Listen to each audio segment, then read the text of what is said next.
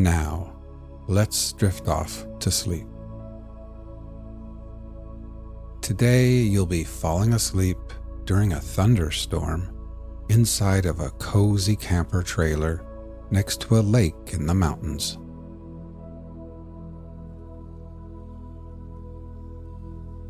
Imagine you are feeling exhausted, hot, and sweaty as you return to your camper.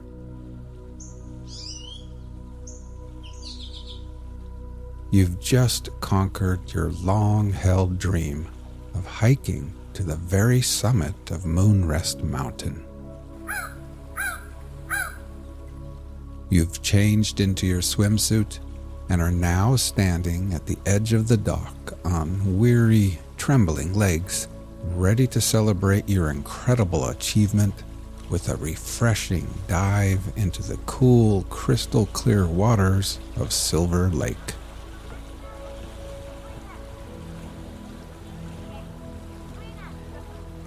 With your arms raised above your head and ready to dive in, you glance at the slow-moving dark clouds on the horizon.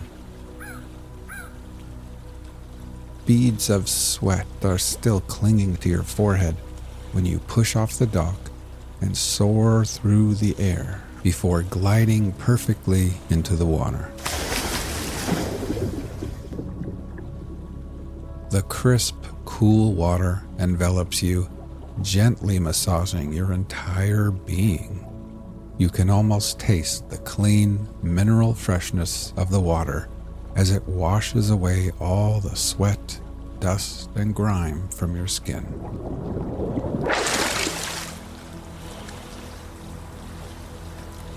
While breathing in deeply, you are met with the glorious sense of renewal. You feel utterly refreshed and rejuvenated.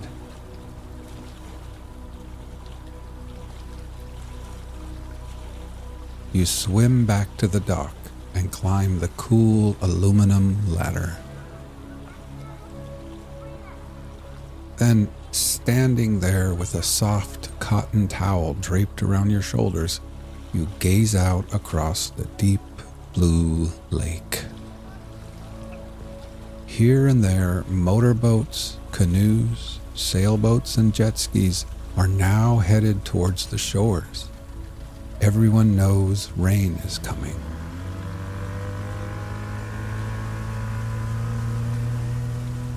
Kids wearing life vests and learning how to water ski are hoisted back into boats, and the small, colorful sails of dinghies flutter in the breeze as their little suntanned captains point them back towards land. Now, all toweled off and feeling a little bit chilled, you walk barefoot back to your camper ahead of the rain.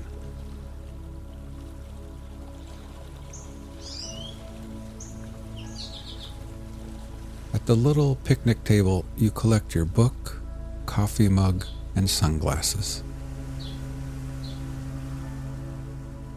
You gather up other items and place them into a plastic tote. A salt and pepper shaker, a box of wooden matches, some paper plates. You secure the lid on the tote and move the Coleman lantern under the table.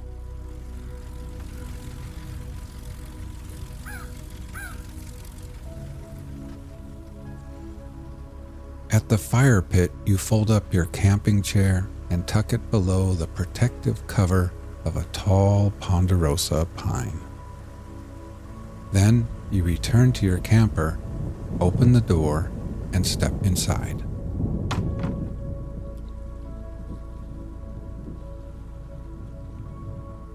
In the little kitchenette, you set water to boil for tea. And then you change into your favorite, coziest leisure wear.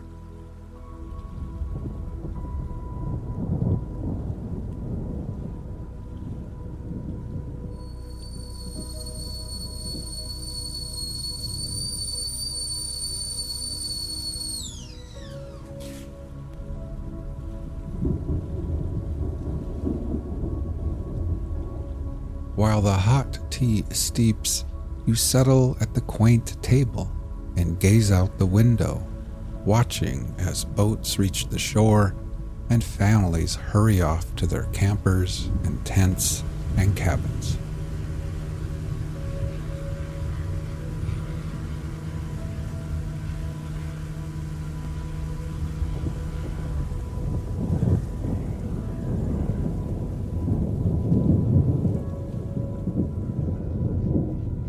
Now, with a warm cup of tea in hand and nestled in your soft, comfy clothes, you feel your body slowly warming again. You bring the mug to your lips. The fragrant steam curls around your face as you take a tiny sip. The tea is smooth, rich, and the perfect temperature.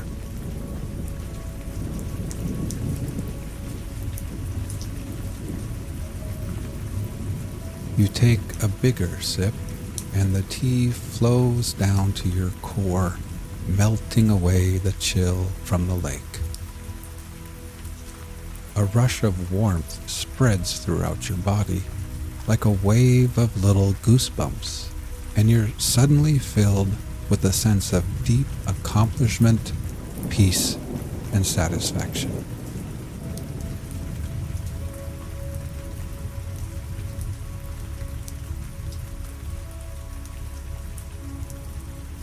Now, as you sit here at Silver Lake, let's prepare for sleep. First, close your eyes and simply become aware of your breathing, feeling your chest gently rise and fall again.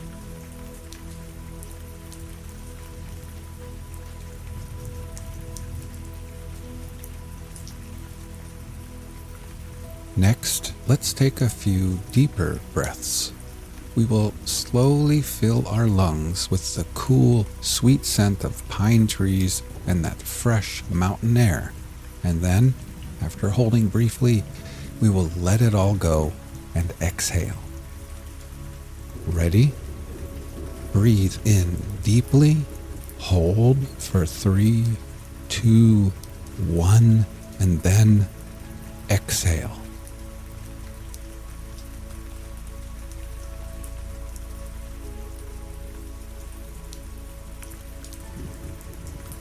One more time. Breathe in deeply, hold for 3, 2, 1, and exhale. And try thinking to yourself, as I am here at Silver Lake, I can feel gravity pulling me back towards Earth. With every exhale, I can feel the slow rotation of Earth and the Earth's steady movement around the sun. I can feel my tired feet, my ankles, my fatigued calves, my knees, and my legs becoming heavier and heavier and more relaxed.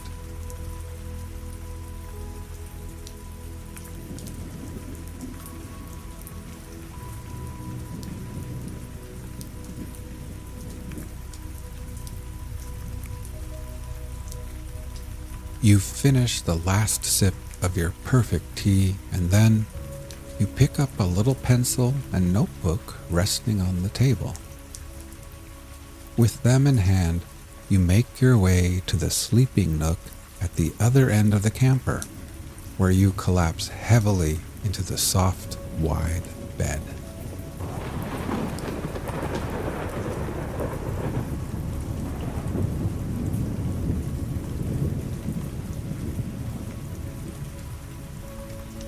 After the long, steep hike up Moonrest Mountain, the bed feels like a soft cloud beneath your tired body.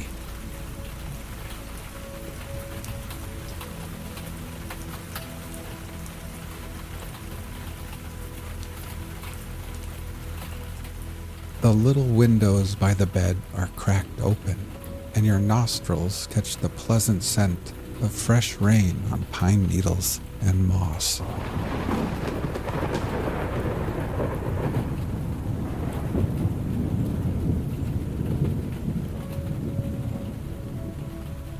You look at your notepad and observe your to-do list.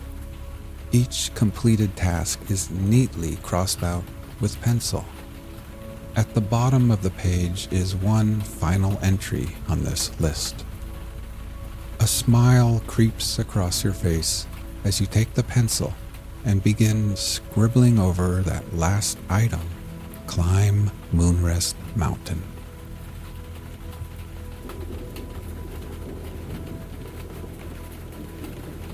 You set the notepad aside, thinking how perfect everything feels at this moment. You've completed everything you set out to do here. Tomorrow holds no obligations, and for now, everything is done, finished, and complete. You have earned this wonderful moment of absolute peace.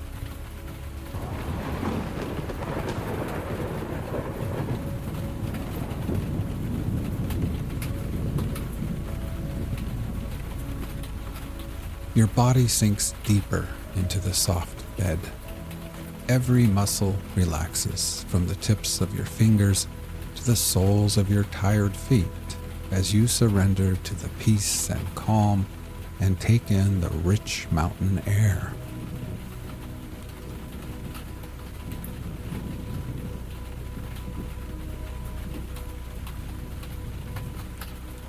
Let's take a few more deep breaths before drifting off to sleep. Ready? Breathe in deeply, hold for 3, 2, 1, and then exhale.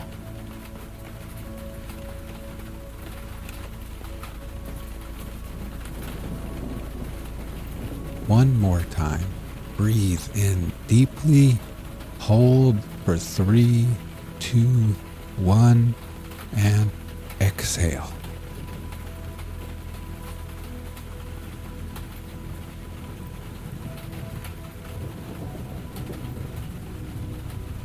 Try thinking to yourself, as I lay here at Silver Lake, I can feel gravity pulling me back towards Earth. With every exhale, I experience my body feeling heavier and heavier and more relaxed. I can feel my tired arms, my hands, my torso, shoulders, neck, and head becoming heavier and more relaxed. My whole body feels at peace as gravity's pull tugs me gently and tucks me safely into this ever so soft bed.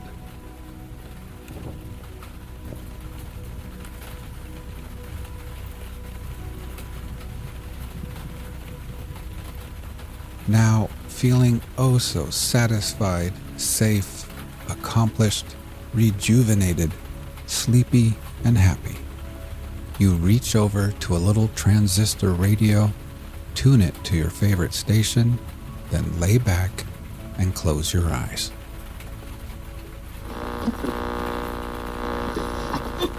Walden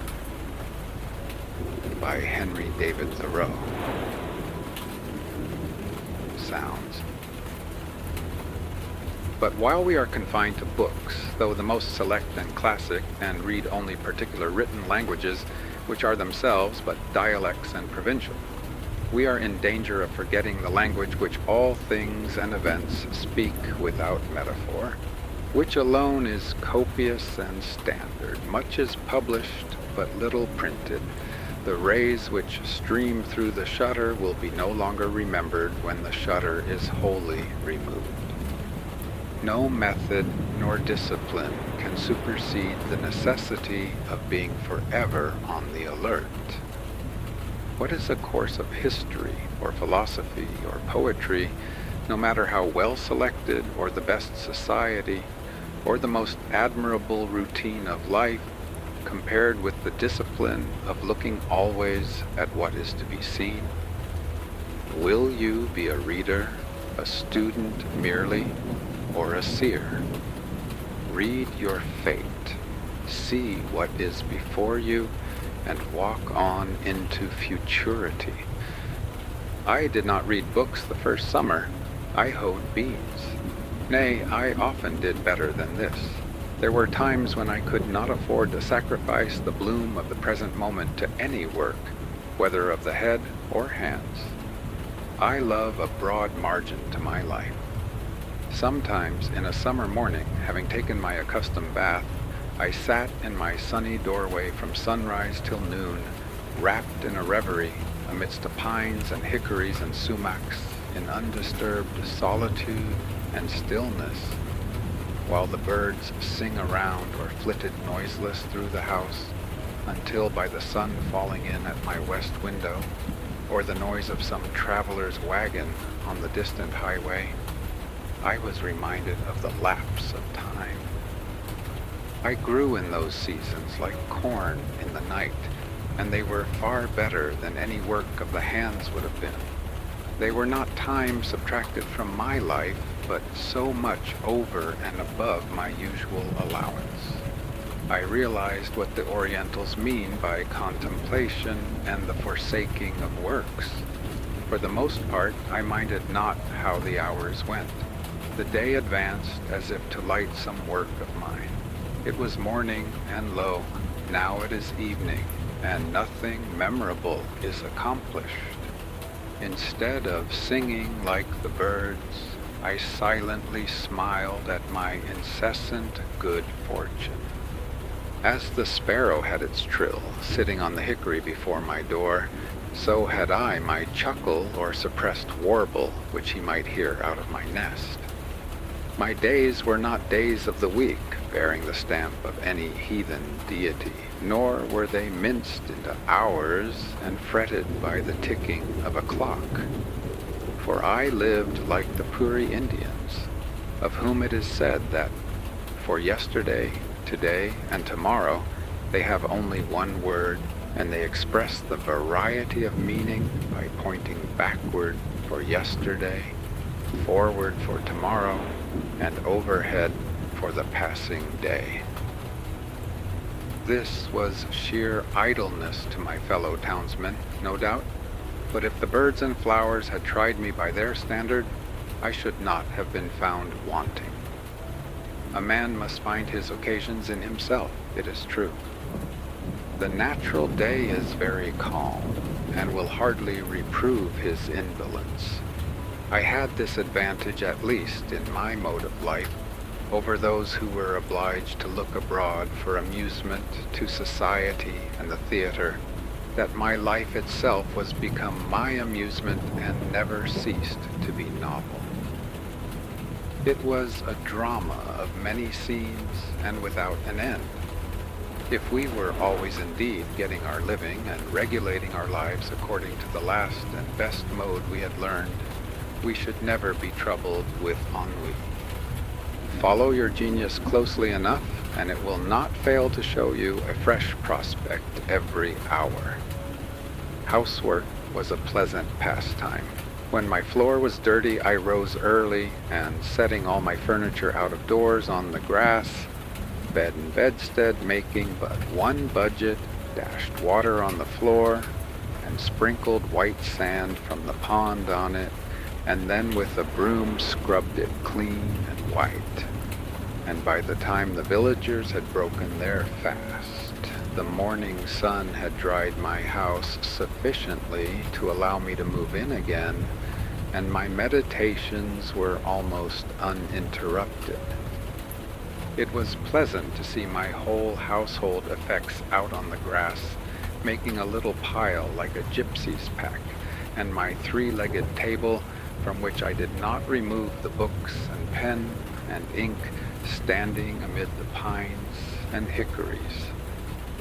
They seemed glad to get out themselves, and as if unwilling to be brought in. I was sometimes tempted to stretch an awning over them and take my seat there. It was worth the while to see the sun shine on these things and hear the free wind blow on them. So much more interesting most familiar objects look out of doors than in the house. A bird sits on the next bough. Life everlasting grows under the table, and blackberry vines run round its legs. Pine cones, chestnut burrs, and strawberry leaves are strewn about. It looked as if this was the way these forms came to be transferred to our furniture, to tables, chairs, and bedsteads, because they once stood in their midst. My house was on the side of a hill, immediately on the edge of the larger wood, in the midst of a young forest of pitch pines and hickories, and half a dozen rods from the pond, to which a narrow footpath led down the hill. In my front yard grew the strawberry, blackberry, and life everlasting johnswort and goldenrod, shrub oaks and sand cherry, blueberry, and groundnut. Near the end of May, the sand cherry, Cerasus pumila, adorned the sides of the path with its delicate flowers arranged in umbels cylindrically about its short stems, which last in the fall, weighed down with good-sized and handsome cherries, fell over in wreaths like rays on every side. I tasted them out of compliment to nature, though they were scarcely palatable. The sumac, Rus glabra, grew luxuriantly about the house, pushing up through the embankment which I had made, and growing 5 or 6 feet the first season. Its broad, pinnate tropical leaf was pleasant, though strange to look on. The large buds suddenly pushing out late in the spring from dry sticks, which had seemed to be dead, developed themselves as by magic into graceful green and tender boughs, an inch in diameter, and sometimes as I sat at my window, so heedlessly did they grow and tax their weak joints, I heard a fresh and tender bough suddenly fall like a fan to the ground, when there was not a breath of air stirring, broken off by its own weight. In August, the large masses of berries, which when in flower had attracted many wild bees, gradually assumed their bright velvety crimson hue, and by their weight again bent down and broke the tender limbs. As I sit at my window this summer afternoon, hawks are circling about my clearing, the tantivy of wild pigeons flying by 2s and 3s athwart my view, or perching restless on the white pine boughs behind my house, gives a voice to the air. A fishhawk dimples the glassy surface of the pond and brings up a fish. A mink steals out of the marsh before my door and seizes a frog by the shore. The sedge is bending under the weight of the reed birds flitting hither and thither, and for the last half hour I have heard the rattle of railroad cars, now dying away, and then reviving like the beat of a partridge, conveying travelers from Boston to the country. For I did not live so out of the world as that boy who, as I hear, was put out to a farmer in the east part of the town, but ere long ran away and came home again, quite down at the heel and homesick. He had never seen such a dull and out-of-the-way place. The folks were all gone off. Why, you couldn't even hear the whistle. I doubt if there is such a place in Massachusetts now. In truth, our village has become a butt for one of those fleet railroad shafts and ore. Our peaceful plain, its soothing sound is Concord. The Fitchburg Railroad touches the pond about 100 rods south of where I dwell. I usually go to the village along its causeway and am, as it were, related to society by this link. The men on the freight trains who go over the whole length of the road bow to me as to an old acquaintance. They pass me so often, and apparently they take me for an employee, and so I am. I too would fain be a track repairer somewhere in the orbit of the earth. The whistle of the locomotive penetrates my woods summer and winter, sounding like the scream of a hawk sailing over some farmer's yard, informing me that many restless city merchants are arriving within the circle of the town, or adventurous country traders from the other side. As they come under one horizon, they shout their warning to get off the track to the other, heard sometimes through the circles of two towns. Here come your groceries, country, your rations, countrymen, nor is there any man so independent on his farm that he can say them nay. And here's your pay for them, screams the countryman's whistle. Timber like long battering rams going 20 miles an hour against the city's walls, and chairs enough to seat all the weary and heavy laden that dwell within them. With such huge and lumbering civility, the country hands a chair to the city. All the Indian huckleberry hills are stripped. All the cranberry meadows are raked into the city. Up comes the cotton. Down goes the woven cloth. Up comes the silk. Down goes the woolen. Up come the books, but down goes the wit that writes them. When I meet the engine with its train of cars moving off with planetary motion, or rather like a comet, for the beholder knows not if with that velocity and with that direction it will ever revisit this system, since its orbit does not look like a returning curve, with its steam cloud like a banner streaming behind in golden and silver wreaths, like many a downy cloud which I have seen high in the heavens, unfolding its masses to the light, as if this traveling demigod, this cloud compeller, would ere long take the sunset sky for the livery of his train. When I hear the iron horse make the hills echo with his snort like thunder, shaking the earth with his feet, and breathing fire and smoke from his nostrils, what kind of winged horse or fiery dragon they will put into the new mythology, I don't know.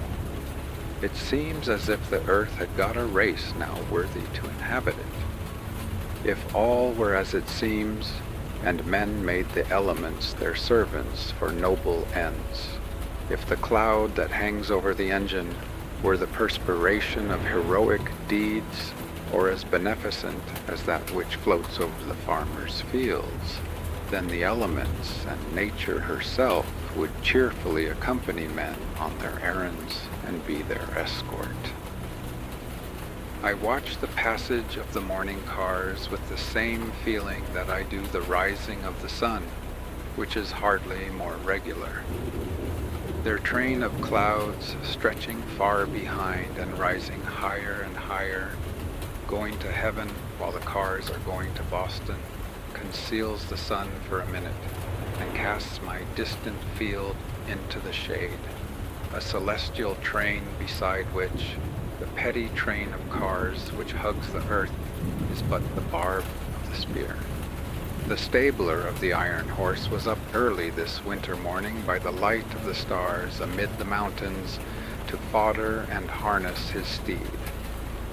Fire too was awakened thus early to put the vital heat in him and get him off. If the enterprise were as innocent as it is early, if the snow lies deep, they strap on his snowshoes and with the giant plow a furrow from the mountains to the seaboard in which the cars, like a following drill barrow, sprinkle all the restless men and floating merchandise in the country for seed. All day the fire steed flies over the country, stopping only that his master may rest, and I am awakened by his tramp and defiant snort at midnight, when, in some remote glen in the woods, he fronts the elements encased in ice and snow. and he will reach his stall only with the morning star, to start once more on his travels without rest or slumber. Or perchance at evening I hear him in his stable blowing off the superfluous energy of the day, that he may calm his nerves and cool his liver and brain for a few hours of iron slumber. If the enterprise were as heroic and commanding as it is protracted and unwearied, far through unfrequented woods on the confines of towns, where once only the hunter penetrated by day, in the darkest night dart these bright saloons without the knowledge of their inhabitants, this moment stopping at some brilliant station house in town or city where a social crowd is gathered, the next in the dismal swamp scaring the owl and fox. The startings and arrivals of the cars are now the epochs in the village day. They go and come with such regularity and precision, and their whistle can be heard so far that the farmers set their clocks by them, and thus one well-conducted institution regulates a whole country. Have not men improved somewhat in punctuality since the railroad was invented? Do they not talk and think faster in the depot than they did in the stage office? There is something electrifying in the atmosphere of the former place. I have been astonished at the miracles it has wrought, that some of my neighbors, who I should have prophesied once for all would never get to Boston by so prompt a conveyance, are on hand when the bell rings. To do things railroad fashion is now the byword, and it is worth the while to be warned so often and so sincerely by any power to get off its track. There is no stopping to read the riot act, no firing over the heads of the mob. In this case, we have constructed a fate, an atropos that never turns aside. Let that be the name of your engine. Men are advertised that at a certain hour and minute these bolts will be shot toward particular points of the compass, yet it interferes with no man's business, and the children go to school on the other track. We live the steadier for it. We are all educated thus to be sons of Tell. The air is full of invisible bolts. Every path but your own is the path of fate. Keep on your own track, then. What recommends commerce to me is its enterprise and bravery. It does not clasp its hands and pray to Jupiter. I see these men every day go about their business with more or less courage and content, doing more even than they suspect, and perchance better employed than they could have consciously devised.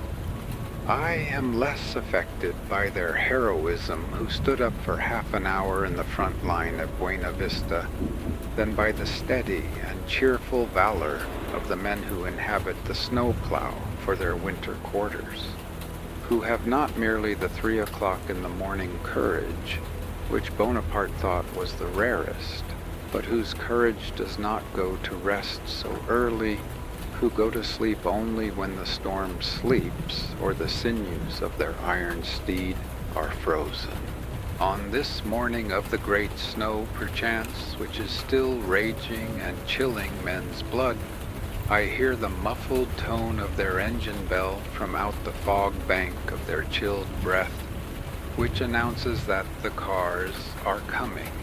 Without long delay, notwithstanding the veto of a New England northeast snowstorm, and I behold the plowmen covered with snow and rime, their heads peering above the moldboard which is turning down other than daisies and the nests of field mice, like boulders of the Sierra Nevada that occupy an outside place in the universe. Commerce is unexpectedly confident and serene, alert, adventurous, and unwearied. It is very natural in its methods withal, far more so than many fantastic enterprises and sentimental experiments, and hence its singular success. I am refreshed and expanded when the freight train rattles past me, and I smell the stores which go dispensing their odors all the way from Long Wharf to Lake Champlain, reminding me of foreign parts, of coral reefs and Indian oceans and tropical climes and the extent of the globe. I feel more like a citizen of the world at the sight of the palm leaf which will cover so many flaxen New England heads the next summer, the Manila hemp and coconut husks, the old junk, gunny bags, scrap iron, and rusty nails. This carload of torn sails is more legible and interesting now than if they should be wrought into paper and printed books. Who can write so graphically the history of the storms they have weathered as these rents have done? They are proof sheets which need no correction. Here goes lumber from the Maine woods, which did not go out to sea in the last freshet, risen $4 on the thousand because of what did go out or was split up. Pine, spruce, cedar, first, second, third, and fourth qualities, so lately all of one quality to wave over the bear and moose and caribou. Next rolls Thomaston lime, a prime lot, which will get far among the hills before it gets slacked.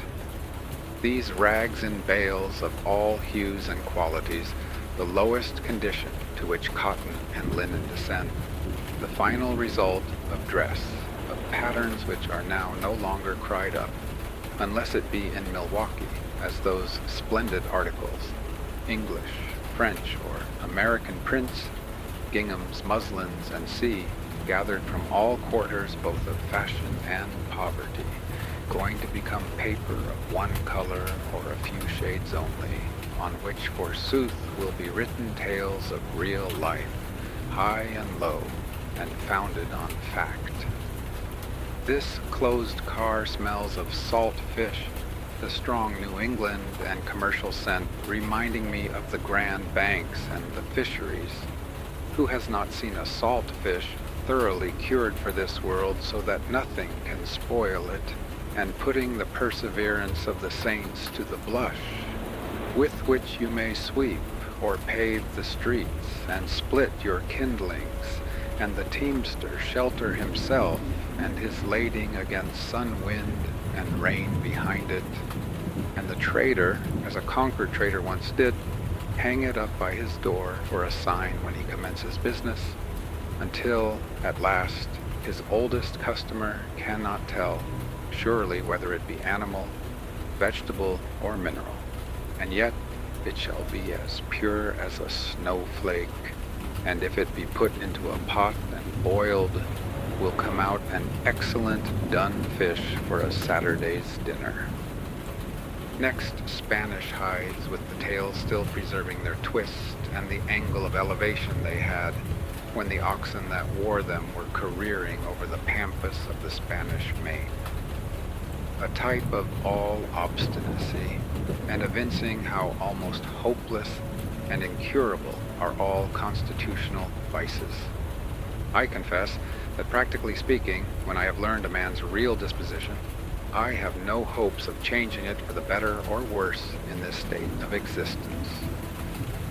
As the Orientals say, a cur's tail may be warmed and pressed and bound round with ligatures, and after a 12 years' labor bestowed upon it, still it will retain its natural form.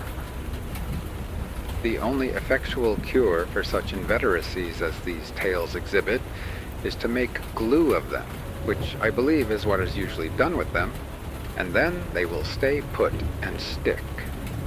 Here is a hogshead of molasses or of brandy directed to John Smith, Cuttingsville, Vermont, some trader among the Green Mountains who imports for the farmers near his clearing, and now perchance stands over his bulkhead and thinks of the last arrivals on the coast, how they may affect the price for him, telling his customers this moment, as he has told them 20 times before this morning, that he expects some by the next train of prime quality.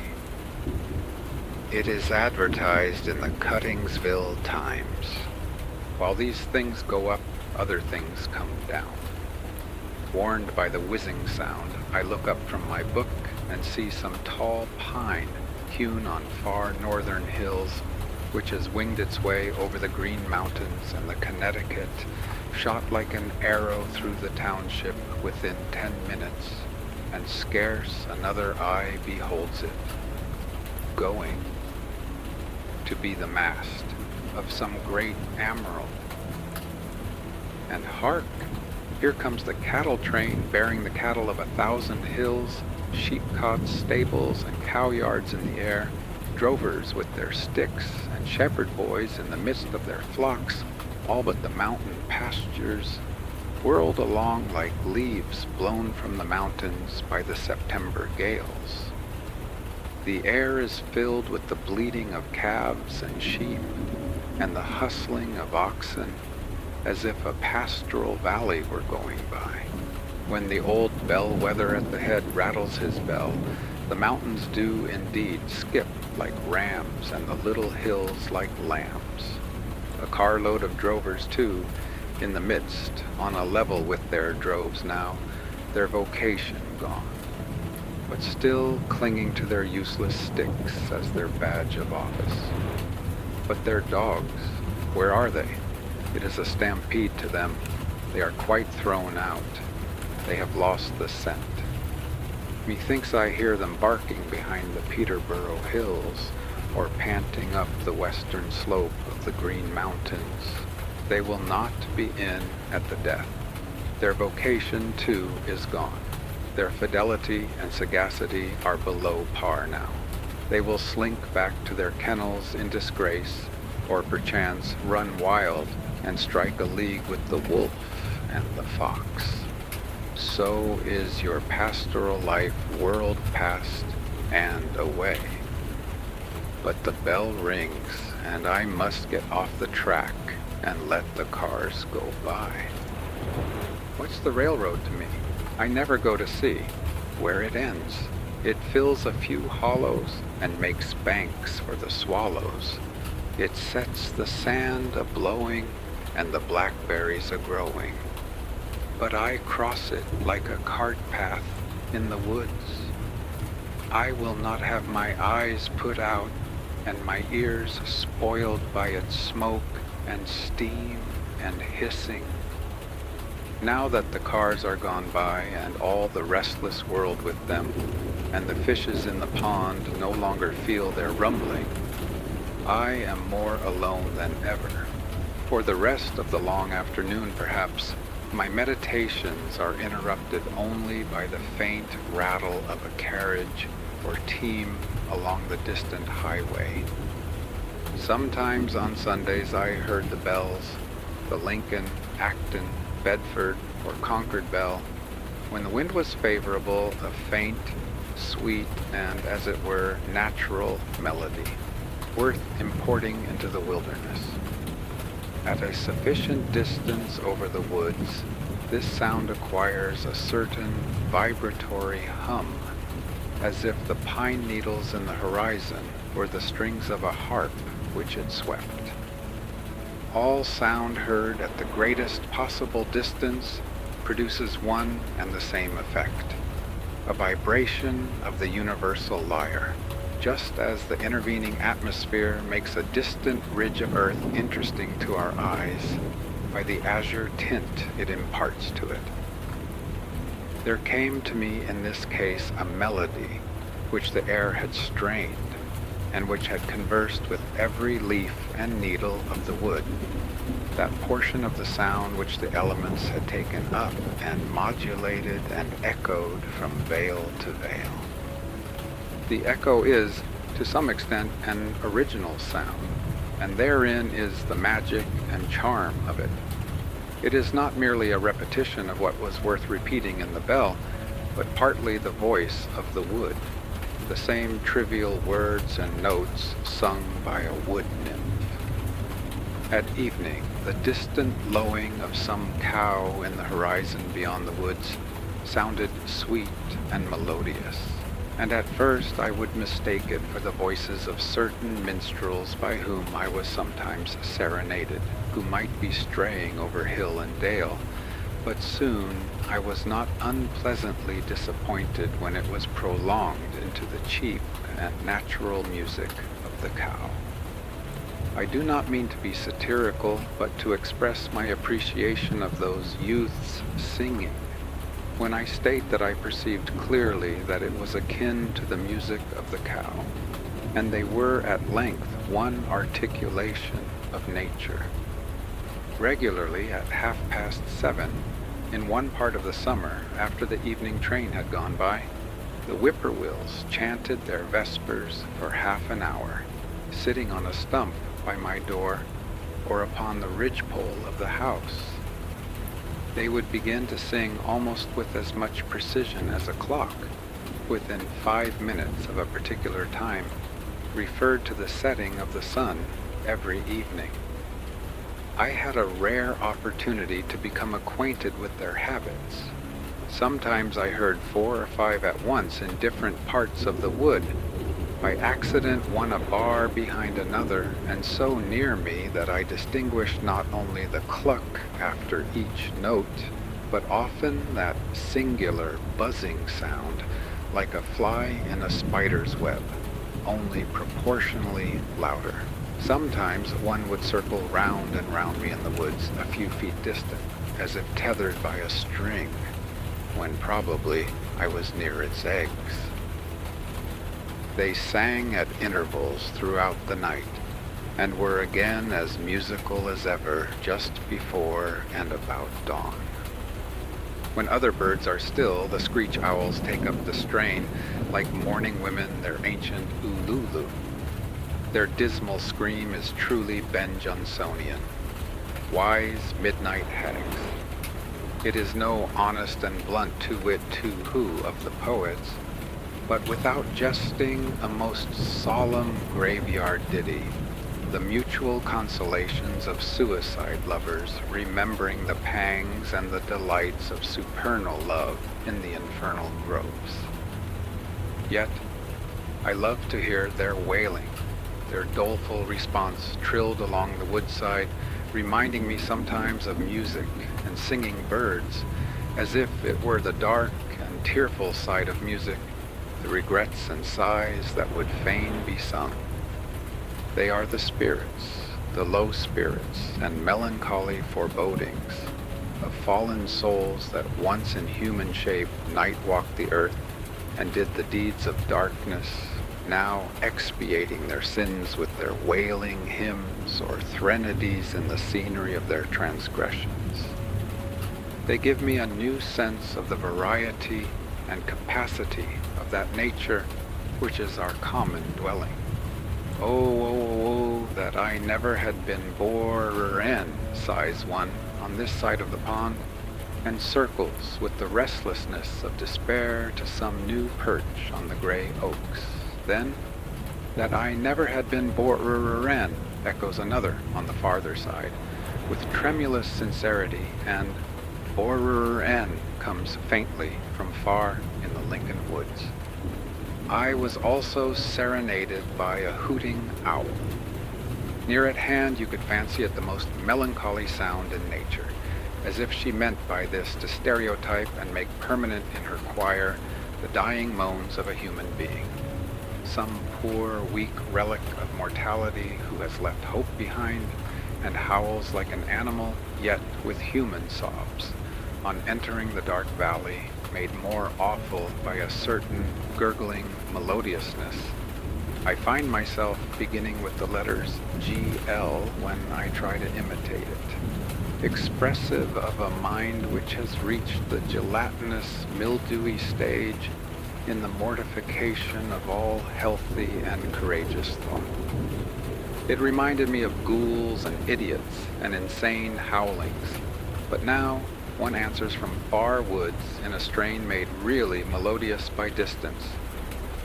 Hoo, hoorer, hoo. And indeed, for the most part, it suggested only pleasing associations, whether heard by day or night, summer or winter. I rejoice that there are owls. Let them do the idiotic and maniacal hooting for men.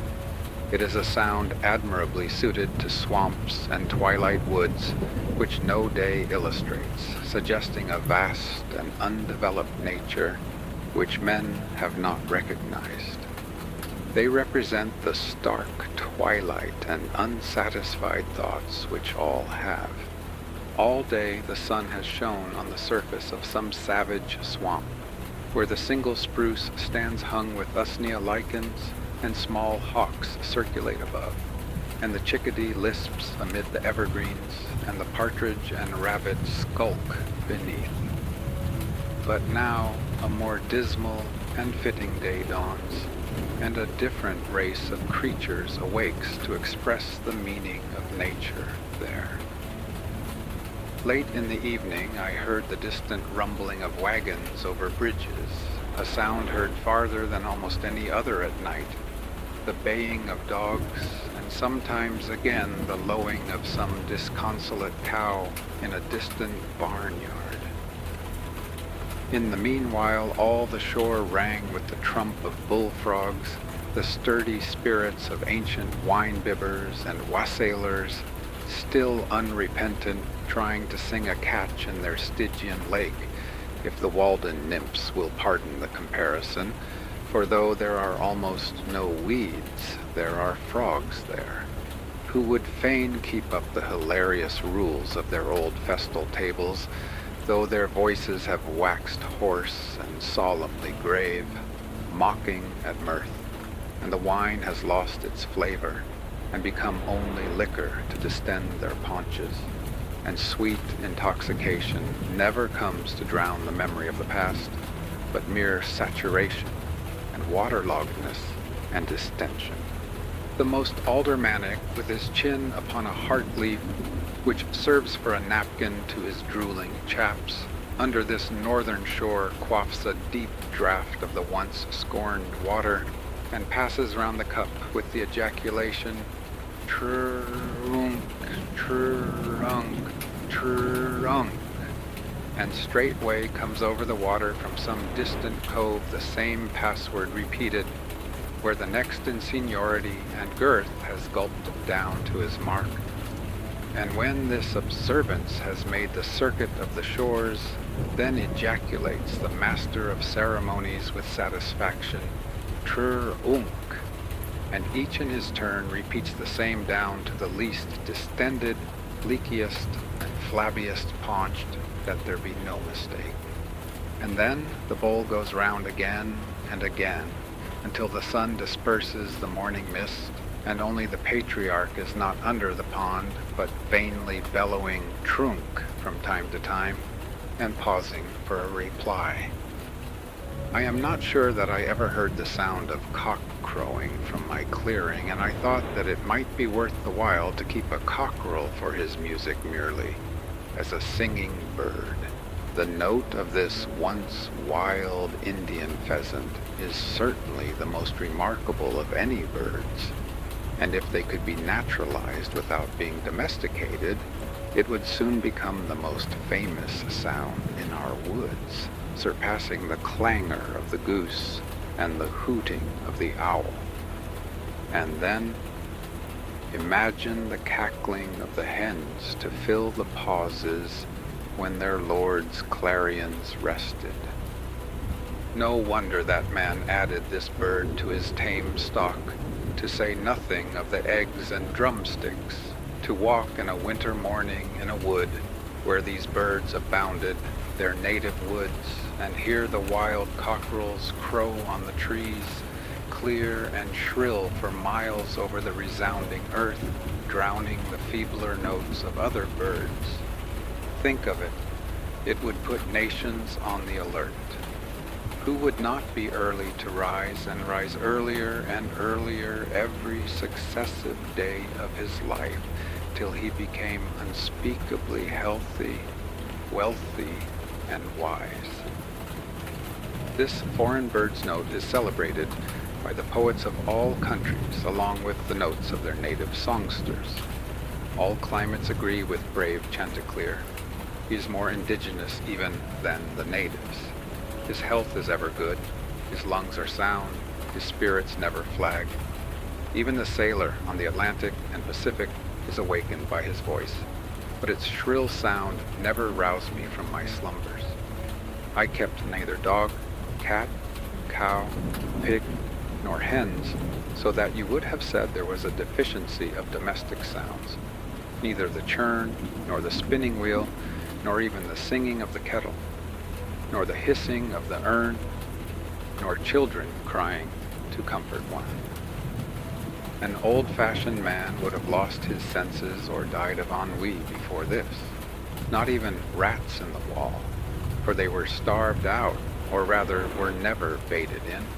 Only squirrels on the roof and under the floor, a whippoorwill on the ridgepole, a blue jay screaming beneath the window, a hare or woodchuck under the house, a screech owl or a cat owl behind it, a flock of wild geese or a laughing loon on the pond, and a fox to bark in the night. Not even a lark or an oriole, those mild plantation birds, ever visited my clearing. No cockerels to crow, nor hens to cackle in the yard. No yard, but unfenced nature reaching up to your very sills. A young forest growing up under your meadows, and wild sumacs and blackberry vines breaking through into your cellar. Sturdy pitch pines rubbing and creaking against the shingles for want of room, their roots reaching quite under the house. Instead of a scuttle or a blind blown off in the gale, a pine tree snapped off or torn up by the roots behind your house for fuel. Instead of no path to the front yard gate in the great snow, no gate, no front yard, and no path to the civilized world.